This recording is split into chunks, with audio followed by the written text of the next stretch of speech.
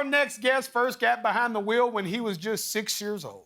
Now he's a three-time NASCAR Cup Series champion, and this Sunday marks his 600th start. Watch it on TNT and Max. Please welcome Joey Logano!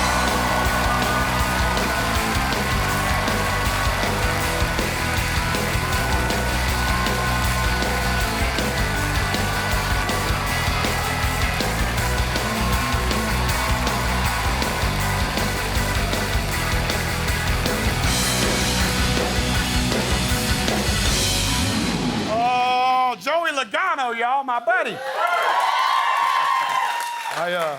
Did you get to meet Kevin backstage? I did not. No! But I wanted to because you showed the command to start your engines. Was you there that day? No, this was before my career started. So this must have been like 650 starts ago, apparently. Anyways, best command of all time. No one has ever beat it since then. That is the best one. No, by a long shot. It was my North Star the one time I got to do it. I watched it 5 times before I went out there, and I still laid an egg. So yeah, I mean, you just got to go big. You got to go really big, and he did it all the way. Did you drive here tonight?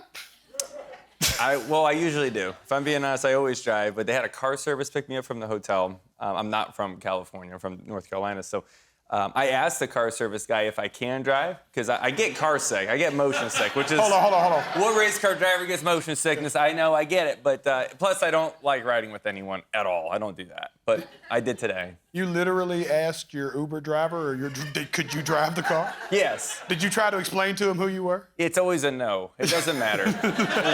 Insurance, somebody else owns the vehicle. I don't know. There's a lot of different excuses that go along with it. Would you call yourself the worst backseat driver?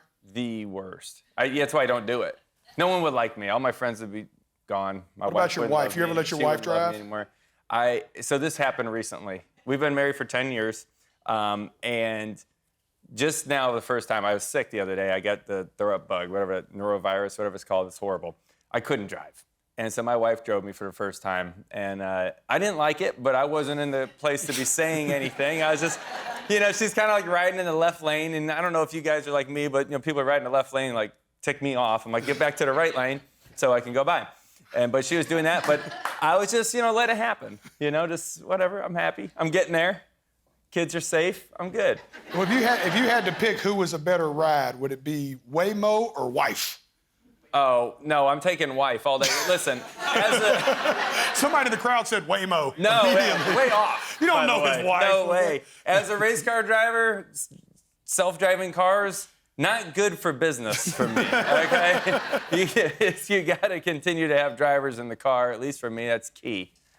When I was young, Joey, all I wanted to do was be a wrestler or be a rapper.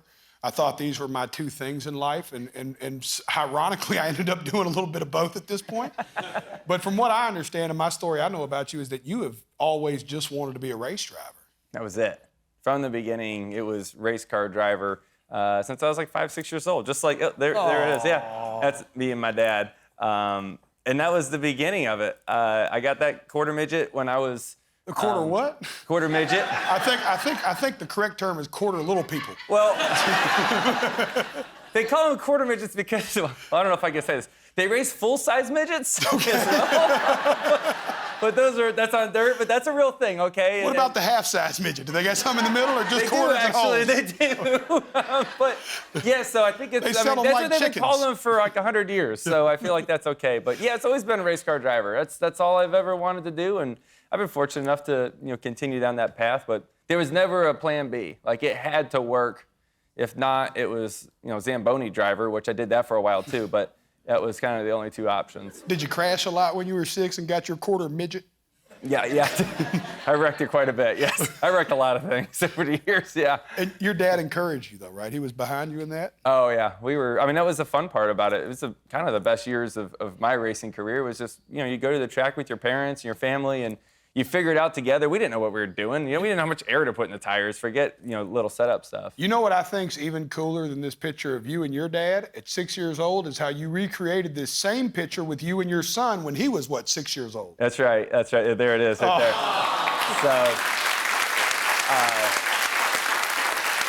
So that's my oldest son. That's Hudson. He loves cars as well. He's got the same bug that I caught with vehicles. And My dad kept my first quarter midget. So we've had it the whole time, and whatever it's been, 25 plus years later, I guess it's 30 years later, we put an engine back in it, got it running, brought it to the same track. At the time, we got the track repaved. That was my home track in Meriden, Connecticut, called Silver City.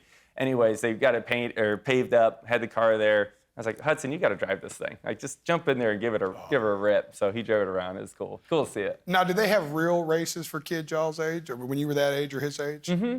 Yeah. They have a lot of kids racing, different types of kids racing, and as you grow up, they keep getting bigger and faster and bigger tracks and all that stuff. Yeah. Is it like kind of like football? There's like or Little League baseball. There's this age group and this age group. That's right. What happens when one kid's just way better than all the other kids? Well, we had to fix for that for a little while. So you had to be a certain age to drive certain kinds of cars, like you said. And so my dad wanted to move me up, and so we made our own birth certificate.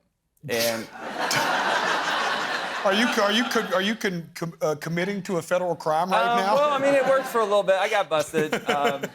In racing, the rules are different in racing. You do whatever you want in racing. And this was to say you were older, though, right? This was to say I was older. So the day I turned 10, I turned 12, sort of. And then I started racing these cars called Legends cars. And it worked for a while. And we had a guy on the inside that kind of helped us set this whole thing up and put this in my file. You had an inside man on this? File. All this is in. Yeah, we had a guy on the inside. Anyways, he forgot to take the old birth certificate out. So the rumors started flying around like, hey, he's not really 12, he's only 10, all this stuff. And I would just lie about it every time someone asked me.